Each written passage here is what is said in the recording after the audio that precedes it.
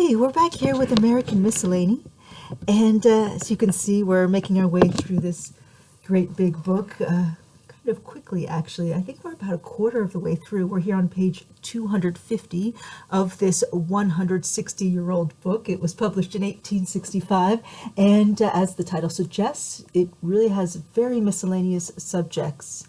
Our last subject, essay number 102, was a paragraph on the city of Belem, or Pera.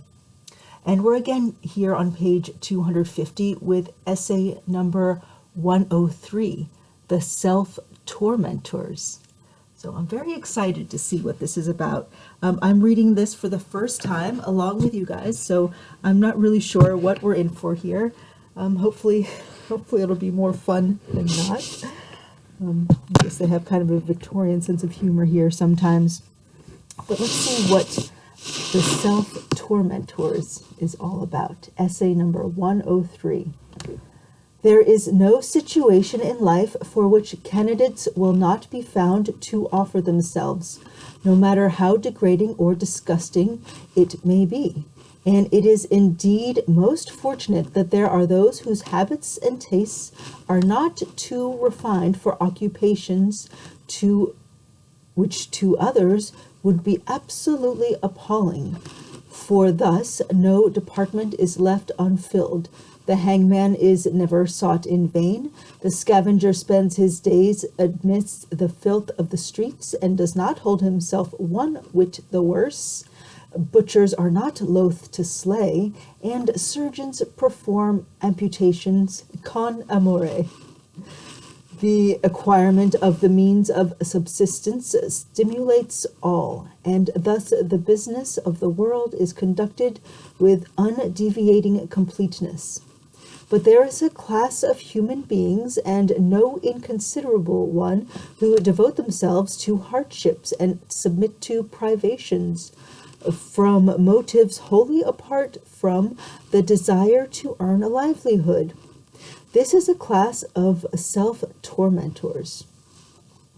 Some of the most extraordinary examples of these are to be found among the fakirs, who, from their strange tenets respecting the deity and the sacrifices which they think pleasing to him, inflict the most severe tortures on themselves.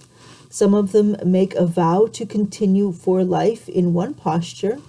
Others carry a weary load, or drag a heavy chain, from which they have vowed never to disengage themselves.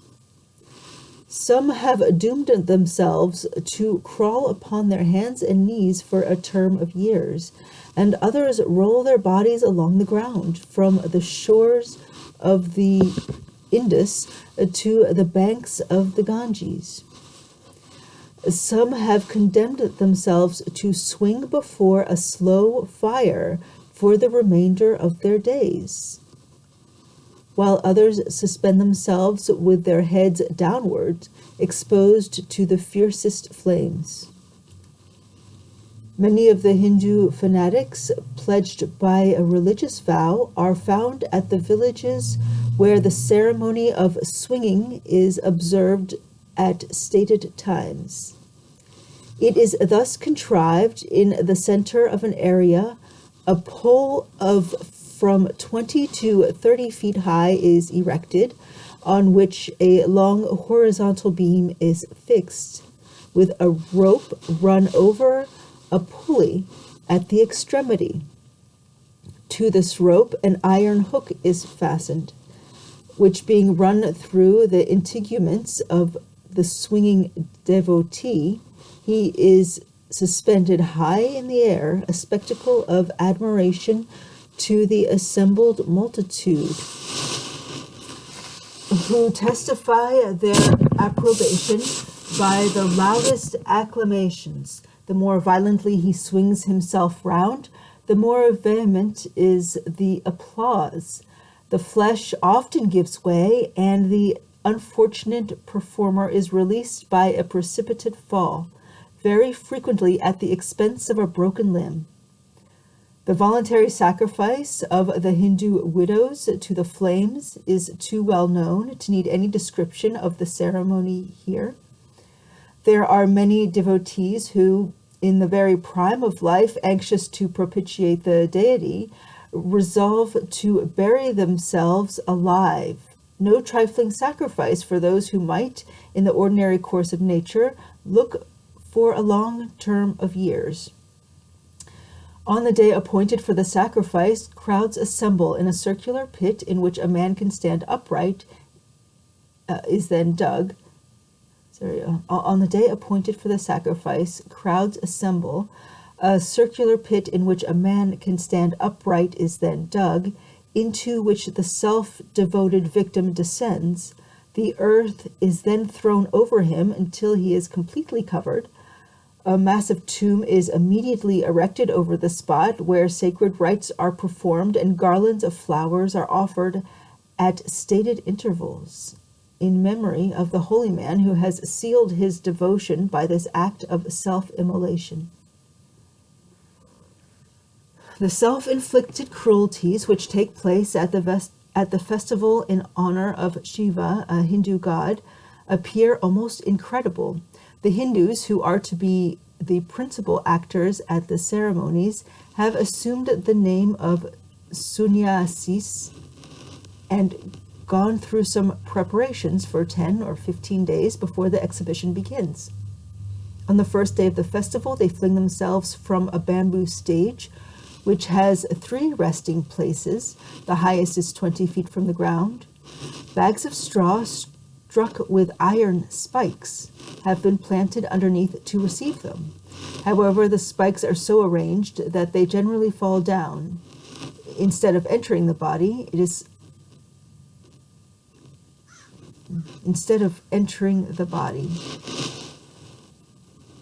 is sometimes, however, happens otherwise, and many persons have been killed and wounded by them. In some villages, several of these stages are erected, and 200 or 300 have cast themselves on the spikes in the course of one day. On the 3rd day of the festival, there is a large fire made opposite to the temple of Shiva, and when the burned wood has formed into a great mass, one of the chief sannyasis flattens it a little with a bunch of canes which he holds, and walks over it with his feet bare. The rest of the sannyasis then spread the fire about and walk over it and dance upon it and throw the burning embers into the air and at each other. This pastime over, the next morning is appropriated to the work of piercing the sides and tongues. It is thus described by Mr. Ward, who went to the Kalsegatu in company with 2 or 3 friends in the year 1806 to witness the rites. We arrived, he says, above 5 o'clock in the morning. We overtook numerous companies who were proceeding thither, having with them drums and other instruments of music, also spits, canes, and different articles to pierce the tongues and sides. Some with tinkling rings on their ankles were dancing as they passed along, while others rent the air with sounds of their filthy songs. As we entered the village where the temple of this great goddess is situated, the crowds were so great that we could with difficulty get our vehicles along, and at last were completely blocked up. We then slighted and went among the crowd, but who can describe a scene like this? Here, men of all ages who intended to have their tongues pierced or their sides bored were bringing garlands of flowers to hang round their necks or tie round their heads. There, others carrying their offerings to the goddess. Above the crowd were seen nothing but the feathers belonging to the great drums, and the instruments of torture which each victim was carrying in his hand.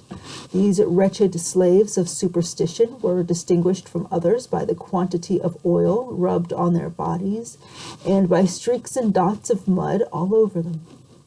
Some of the chief men belonging to each company were covered with ashes, or dressed in a most fantastic manner, like the fool among mountebanks.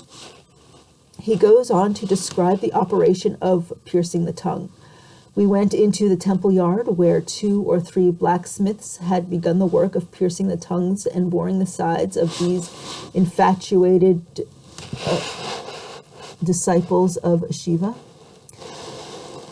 The first man seemed reluctant to hold out his tongue, but the blacksmith, rubbing it with something like flour and having a piece of cloth between his fingers, laid firm hold, dragged it out, and placing his lances under it in the middle, pierced it through, and let the fellow go.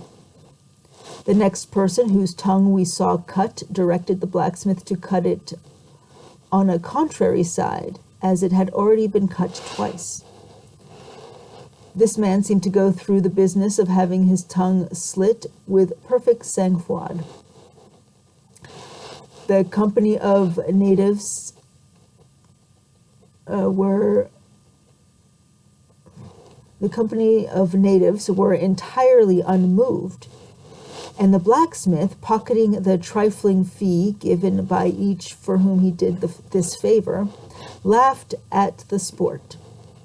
I could not help asking whether they were not punishing these men for lying. After seeing the operation performed on 1 or 2 more, we went to another group where they were boring the sides. The first we saw undergoing this operation was a boy who might be 12 or 13 years old, and who had been brought thither by his elder brother to submit to this cruelty. A thread rubbed with clarified butter was drawn through the skin on each side, with a kind of lancet having an eye like a needle. He did not flinch, but hung by the hands over the shoulders of his brother. We asked a man who had just had his sides bored why he did this. He said he had made a vow to Kali at a time of dangerous illness, and was now performing this vow. A bystander added it was an act of holiness or merit. Passing from this group, we saw a man dancing backward and forward with 2 canes run through his sides, as thick as a man's little finger. In returning to Calcutta, we saw many with things of different thicknesses thrust through their sides and tongues, and several with the pointed handles of iron shovels containing fire sticking in their sides. Into this fire, every now and then, they threw Indian pitch, which for the moment blazed very high. They were setting fire to their sides? 2 holes in their sides? In returning to Calcutta, we saw many with things of different thicknesses run through their sides and tongues, and several with the pointed handles of iron shovels containing fire sticking in their sides. Into this fire, every now and then, they threw Indian pitch, which for the moment blazed very high. We saw one man whose singular mode of self-torture struck me much. His breast, arms, and other parts of his body were entirely covered with pins, as thick as nails or packing needles. This is called vanuphora, that is, piercing with arrows. The person had made a vow to Shiva thus to pierce his body, praying the god to remove some evil from him. Some sannyasis at this festival put swords through the holes in their tongues, others spears, others thick pieces of round iron, which they call arrows. Many, as a bravado, put other things through their tongues, as living snakes, bamboos, ramrods, etc. On the evening of this day, some sunnyasis pierce the skins of their foreheads and place a rod of iron in it as a socket, and on this rod fastened a lamp, which is kept burning all night. Such are a few of the self-inflicted tortures borne by those who think that by such the wrath of the cruel... Such are a few of the self-inflicted tortures borne by those who think that by such the wrath of the cruel deity to whom they do homage to can only be appeased. The details of bodily torments inflicted by the victims themselves to propitiate his favor are so numerous that they may fill volumes, but these limits are so brief to allow of a more extended notice of them. And for the present, we will turn our attention to other self-tormentors who are actuated by the motives of a totally different nature. Such are impostors, whose livelihood depends on the alms of the charitable, who maim and disfigure themselves that they may make a more forcible appeal to compassion. It is no uncommon practice with them to drive needles into their flesh, thus to produce swelling and inflammation, which can be displayed on fitting opportunities and turned to profit. There was an unfortunate young woman, a patient in Richmond Hospital, Dublin, who had to undergo amputation of the arm. It was so dreadfully diseased from needles in the flesh. She afterward confessed that she had herself forced them into her hand and arm. 400 needles were extracted from different parts of the body of a woman named Rachel Hers of Copenhagen. They had reduced her to a most frightful state. It was afterward discovered that she had herself inserted them purposely. There are others, equally impostors, who have been known to undergo the most acute bodily anguish without flinching, impelled to it by having grown weary of the way of life in which they are engaged, and pining for a return to home and friends. Deception under any exigency or temptation whatever is to be held in abhorrence, but certainly a touch of pity must mingle with the feelings with which we regard it under such circumstances. The hardships which the soldier and the sailor are called to endure, and the separation from home and kindred, must teach us to look with compassion while we blame. And the tortures which they so unhesitatingly undergo tell a melancholy tale of wearisome existence and of heart yearnings after early scenes, that may well suggest to the reflecting mind a hope that some improvement in the mode by which their services are procured and the regulations by which they are governed may make such guilt, if not impossible, at least of comparatively rare occurrence. With the desire of being declared unfit for service, they have been known to inflict the most serious injuries upon their sight, and to mutilate themselves in a frightful manner, something cutting off one or more of their fingers, pretending that accident had produced the mischief. A woman in Dublin actually made a livelihood by selling to the recruits a mixture of soft soap and lime, which, on being applied as she directed, produced ulcers. Soldiers, anxious to be free, have been known to make an incision in the leg, into which a copper coin has been inserted and then bound up. So common was the practice among the patients in the military hospitals of tampering with their sore legs to prevent their cure, in the hope of procuring discharges from the army, that the surgeons were frequently obliged to seal the bandages with which they bound them. But this has not been always successful, as the men often force pins and needles through the bandages, so that at last a box with lock and key was found necessary to keep the leg confined, so that it could not be got to till the surgeon went to dress it. Soldiers have often broken their front teeth to render it impossible for them to bite the cartridges. A deserter who had been arrested and put in jail in the year 1811 submitted to remain in a state of apparent insensibility from the 5th of April to the 8th of July. Everything to rouse him that could be thought of was tried, but in vain. He took no nourishment, but a little that he sucked through his teeth, as his jaw was fixed and could not be opened. The medical people, supposing there was some injury in the head, determined on an operation.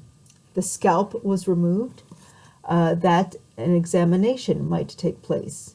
So little did he appear sensible of pain that a very slight groan was the only sign of feeling which he gave. His case being considered hopeless, he was discharged and sent home to his father. A day or two after, he was seen thatching a hayrick.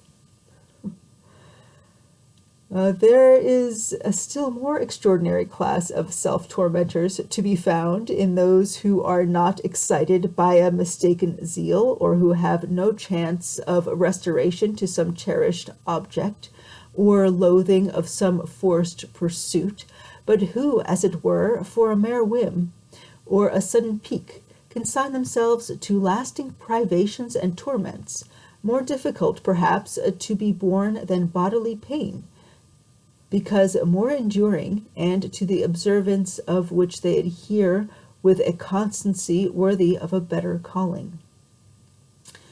Miss Mary Lydia Lucreen. Miss Mary Lydia Lucreen is mentioned in Dodsley's Annual Register for 1778 as a maiden lady of genteel fortune who lived in Oxford Street, London. She had been disappointed in love and made a vow, in consequence thereof, never to see the light of the sun again. Accordingly, the windows of her apartment were closely shut up, and her vow was never broken. Another lady, under similar circumstances and condemning herself in like manner, is mentioned in the same volume. She, like Mary Lydia, was disappointed in her matrimonial prospects and vowed to live shut up from the light of the sun. However, very wisely, she made herself some slight amends by occasionally indulging herself with the light of a lamp or a candle. But she never admitted the rays of the sun into her presence again. From the same authority, in the volume for 1777, we also find the following curious account of the Mistress Beau Nash. In the notices of deaths, died at Bishop's View, her native place, near Warminster, in Wilts, Juliana Papjoy, in the 67th year of her age. In her youth she had been the mistress of the famous Nash of Bath, and after her separation from him she took to a very uncommon way of life. Her principal residence she took up in a large hollow tree, now standing within a mile of Warminster, on a lock of straw, resolving never more to lie in a bed.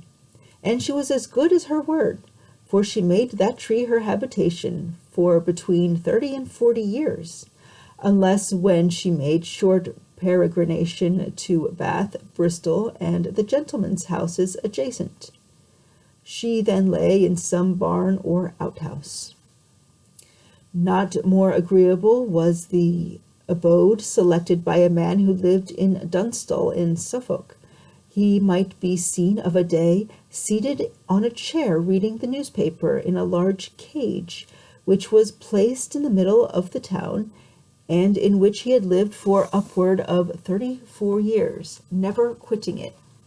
He resisted all of the entreaties of his friends, who endeavored to persuade him to change his residence, and true to the character of a genuine self-tormentor, he never left his strange dwelling place. The cage was just large enough for him to live in, and in all respects but size was like the common cages sold for birds. Ill success in love affairs appears to be the most frequent cause of extraordinary vows. Poor John Baker of Channing, the county of Kent, who was born in the year 1700, was but a laborer. It was his misfortune to fall in love at the early age of 16, and she he loved proved untrue, whereupon John bound himself by a solemn vow never to take off his clothes or go to bed till he should regain the affections of his mistress, a felicity to which, alas, he never attained. But in accordance with his vow, he never took off his clothes or rested himself in bed for the rest of his life, which lasted for 40 years. He never slept but in a chair or on the ground. The neighbors used kindly to put a patch upon his clothes when they saw that it was required, so that at the time of his death his coat was entirely composed of patches of every shade and hue. Even in this hasty sketch, it is marvelous to see what torments have been voluntarily endured, what bodily anguish and what cruel privations have been perseveringly borne. But many as have devoted themselves to these tortures, there is a much larger class of self-tormentors than those already noticed, and that is those tormentors who make the torturing of their minds the great object of life. Among them, the excitement attendant on a spectacle which is to draw down the applause of an admiring crowd does not allure to the pursuit. The domestic circle is the favorite scene of its unostentatious display. They cannot boast of the desperate intrepidity with which the poor Hindu casts himself under the wheels of the car of Juggernaut, or the profound serenity with which the fakir holds up his arm without motion till it dies and withers away, nor of the patient exertion of the devotee who rolls himself along from the shores of the Indus to the banks of the Ganges, nor of the careless tranquility with which the sannyasi swings himself upon his hook. Happy indeed would it be if, like those who maim and excoriate their bodies, or in the cages hung up in the public streets, the mental self-tormentors keep their sufferings to themselves, but those who cannot be happy without a misery are too generous not to share their enjoyment with their friends and nearest of kin. For it may be observed that those who suffer from imaginary injuries and grievances draw more largely on those about them for sympathy than those who labor under real affliction. The pangs of the self-tormentor are many and sharp, and produce a constant state of effervescing agony. The forecasting of evil, and all the petty annoyances of piques and affronts and misconceptions, which one word might set right, and the mistrust of friendship, and the doubts of love, and all the nameless little caprices and suspicions and jealousies and estrangements and unreasonable exactions which they engender, if to be touched on, would require a chapter, and a long chapter, to themselves. In very truth, they are of too grave a cast, and the cause of too much discomfort and unhappiness, to be longer dwelt on in a spirit of lenity, to be longer dwelt on in a spirit of lenity. Sorry, it's a new word for me.